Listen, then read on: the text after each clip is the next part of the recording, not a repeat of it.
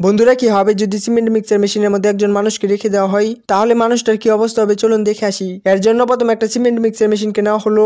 তারপর একজন মানুষ সিমেন্ট মিক্সার মেশিনের মধ্যে উঠে পড়লো। আর তারপর যখন সিমেন্ট মিক্সার মেশিনকে চালু করা হলো তখন এমন একটা ঘটনা ঘটলো যেটা দেখলে আপনি অবাক হয়ে যাবেন। আসলে তখন সেই মানুষটা চরকির মতো গুল গুল ঘুরতে থাকে। আর সেটি দেখতে কতটা সুন্দর লাগছে তা তো আপনারা ভিডিওতে দেখতেই পাচ্ছেন। বন্ধুরা, কি হবে যদি একটা মিক্সার মেশিনের মধ্যে এলিফ্যান্ট টুথপেস্ট বানানো হয়? তাহলে সেটি দেখতে কেমন লাগবে চলুন দেখে আসি। এর জন্য প্রথমে একটা মিক্সার মেশিনকে নেওয়া হলো। আর তারপর হাইড্রোজেন পারঅক্সাইড নিয়ে মিক্সার মেশিনের মধ্যে ঢেলে দেওয়া হলো।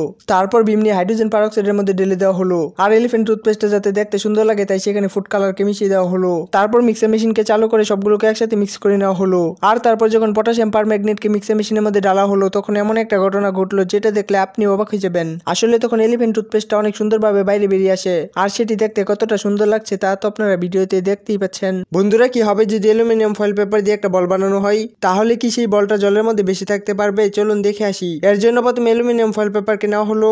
তারপর সেটাকে হাত দিয়ে চেপে বল বানানোর কাজ শুরু করা হলো।